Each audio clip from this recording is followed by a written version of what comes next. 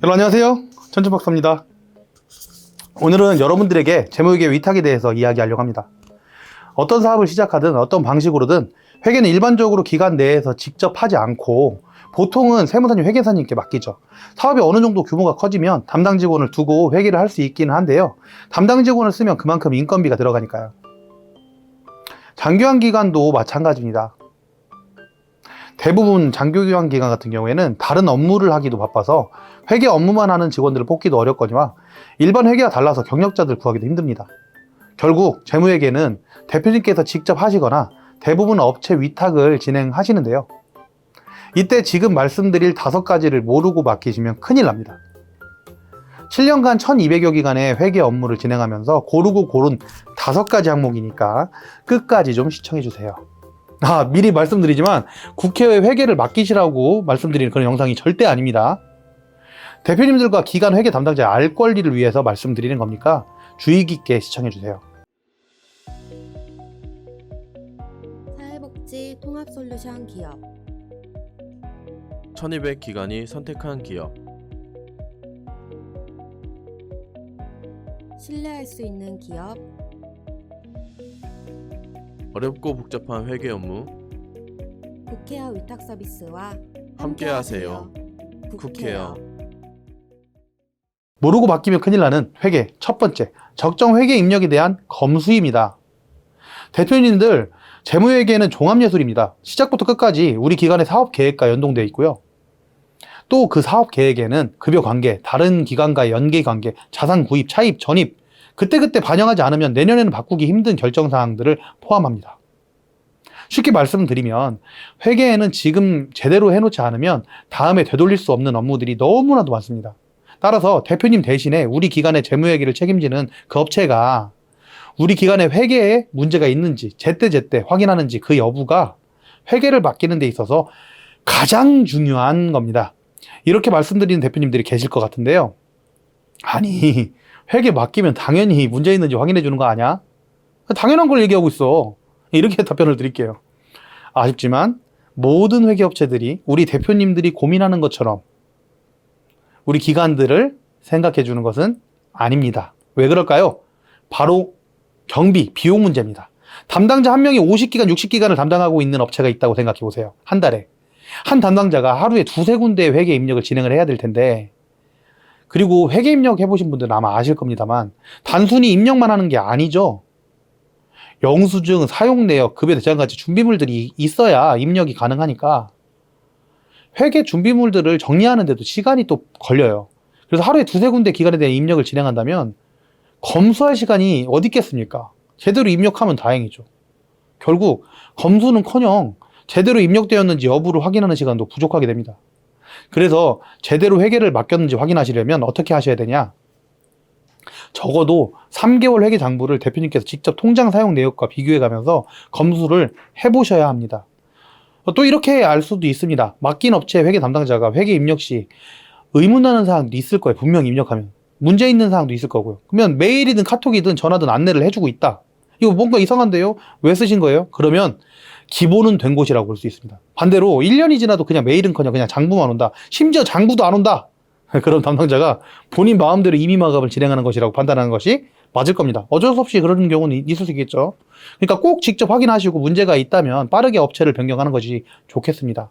직접 문제가 있는지 여부가 확인하기도 어렵다, 그러니까 재무회계를 잘 모르시니까 그럴 수 있잖아요. 회계를 몰라서. 만약 그렇다면 저희 국회의회에서는 회계 전문가의 무료 회계 검수를 제공하고 있으니까 요청하시면 일정 잡아서 확인해 드릴 수 있으니까 필요하시면 신청하세요.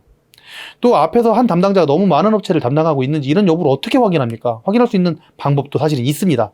뭐냐면 비용입니다. 비용. 국회 내부 분석 데이터에 따르면 수입 지출 건수가 120건 기준으로 월 11만 원 이하의 금액으로 맡기고 있는, 만약에 그런 상황이라면 담당자가 너무 많은 기관의 회계 업무를 진행하고 있을 수 있습니다. 한 사람이 너무 많은 기관들을 담당하고 있는 거죠. 따라서 금액이 저렴한 것이 꼭 제대로 된 회계 위탁을 하는 것은 아님을 기억하셔야 됩니다.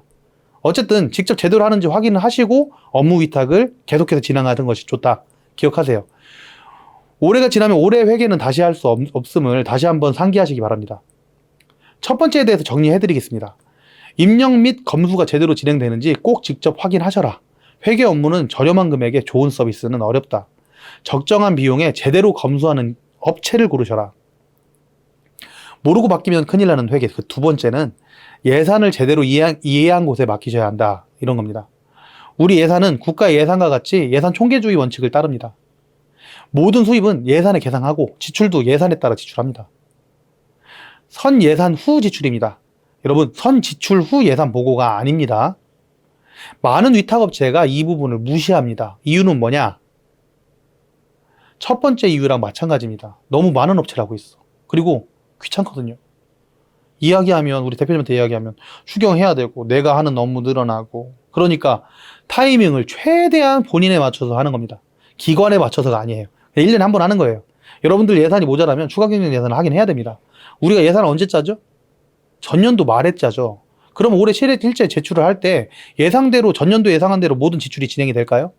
물론 그럴 수 있겠지만 쉽지 않을 겁니다. 그렇다면 결국은 모자란 돈에 대한 계획을 세우시고 예산에 반영을 하셔야 된다는 얘기죠. 이게 바로 추가 경정 예산입니다. 저희가 7년간 1200기간의 회계를 진행하면서 생긴 내부 데이터에 따르면 연에 3, 4번 정도는 추가 경정 예산을 하게 되더라고요. 결과적으로. 추가 경정 예산이 뭐가 문제인데 라고 할 수 있는데요. 추가 경정 예산에는 특히 노인복지시설로 인가받은 장기간 기간 같은 경우에는 운영위원회가 선행되어야 합니다. 결국 미리 결정을 하고 예산 보고를 해야 한다는 점인데요. 이걸 회계원이 이야기를 해주지 않으면, 업체에서 얘기를 해주지 않으면 우리 대표님들 그냥 안 하고 넘어갑니다. 시스템에 지출이 마이너스가 떠 있어도 이야기를 안 해주는 담당 회계원들이 천지빛깔입니다. 그래서 적어도 대표님들께 추가 경정 예산을 하셔야 됩니다. 필요합니다. 이런 이야기를 해주는 업체에 회계를 맡기셔야 한다는 겁니다. 왜요?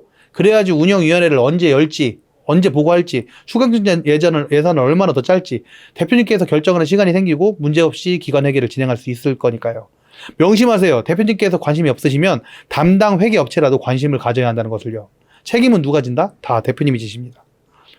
모르고 맡기시면 큰일 나는 회계, 그 세 번째는 바로 제대로 된 분할입니다. 본인 부담금과 식재료비, 기타 비급여는 다른 항목입니다. 돈은 한 번에 들어오죠. 공단 부담금에는 장기형 비용과 장기형 비용이 아닌 것으로 분할을 하셔야 됩니다. 돈은 한 번에 들어옵니다. 4대 보험은 간접비, 직접비 분할이 되어야 합니다. 지출은 한 번에 합니다. 이건 업체의 문제를 삼기보다는 대표님 또는 기관에서 누군가가 꼭 신경을 쓰셔야 제대로 되는 항목인데요. 회계 업체 중에 큰 축을 담당하는 그 지출에서는 최대 금액을 담당하는 것이 인건비와 인건비 지급 수준입니다. 그런데 이 인건비 지급 수준을 계산하려면 공단에서 제공하는 비용 중에 해당 인건비를 지급해야 하는 수입을 정확하게 입력하셔야 급여를 더 지출하는 과지출을 막을 수가 있는데요. 말이 어려우니까 정리를 하자면 공단에서 인정하는 수입이 얼마인지 명확하게 회계 업무 시에 맞춰서 입력하고 인건비 지출에 퍼센트를 맞추셔야지 여러분들이 손해를 보지 않는다는 뜻입니다. 더 많은 수입을 입력하면요, 당연히 더 많은 퍼센트의 급여를 지급해야 되고 인건비 지급 수준이 맞춰질 테니까요. 결국 공단에서 지급한 비용하고 본인 부담금에 대한 부분을 맡긴 회계업체에서 제대로 입력할 수 있게 대표님들께서 신경을 써야지만 제대로 입력을 할 수 있겠죠. 대표님께서 신경을 안 쓰고 업체에서도 신경을 안 쓴다? 대표님께서는 매년 200에서 300만 원을 더 쓰고 계실지도 모릅니다. 그런데 모릅니다. 저도 모릅니다. 대표님들이 모르는데 제가 어떻게 알겠어요. 대표님들도 모르고 회계 담당자도 모르고 저도 모를 겁니다. 앞으로도 200, 300 손해를 보고 있는지 대표님들이 알 길은 없으실 것입니다. 정리해 드릴게요. 공단 부담금, 본인 부담금, 4대 보험, 분할 항목 꼭꼭 신경 쓰는 업체를 고르시고요. 당연히 대표님들도 신경을 쓰셔라. 끝. 모르고 맡기면 큰일 나는 그 네 번째, 차입금은 돈 빌리고 나서 보고하는 것이 아닙니다. 보고하고 나서 빌리는 것입니다. 기관에서 코로나 때문에 갑작스럽게 어려워져서 돈을 빌려야 하는 경우도 있고, 그리고 사업 초기에는 공단에서 아직 돈이 안 들어오죠. 그래서 돈을 빌려야 하는 경우도 있으실 텐데요. 이렇게 돈을 빌리는 것에도 절차가 있습니다. 차입뿐만 아니라 기관에서 중대한 금액을 지출하셔야 되는 경우에는 예산 보고와 더불어서 서류 작성, 그리고 회의나 보고, 이런 부분들도 같이 해야 하는 사무 업무들이 함께 따라옵니다. 엄밀히 따지면 회계업체에서 이건 해드리는 업무는 아닙니다. 그런데 회계업체에서 이런 부분들을 어떻게 해야 된다, 절차, 이런 보고사항에 대한 어떤 이해도 없고 해야 되는지 뭔지도 모르고 기관에 안내도 하지 않고 그러고 있다면 그냥 이렇게 말씀드릴게요. 믿고 걸으세요. 탈출은 지능술입니다. 오늘 회계 업무에 대한 교육을 해드리는 것이 아니기 때문에 더 많은 사례를 드리고 싶지만 그 부분을 다 알려드릴 수가 없으니까 회계업체 선정 시 항상 기억하셔야 될 것은 대표님께서 모르는 부분을 안내해주고 대응할 수 있게 하는 곳을 찾으셔야 합니다. 다시 말씀드립니다. 대표님도 관심이 없고 업체도 관심이 없으면 결국 책임은 누가 진다? 대표님이 진다. 모르고 맡기시면 큰일 나는 회계 그 5번째.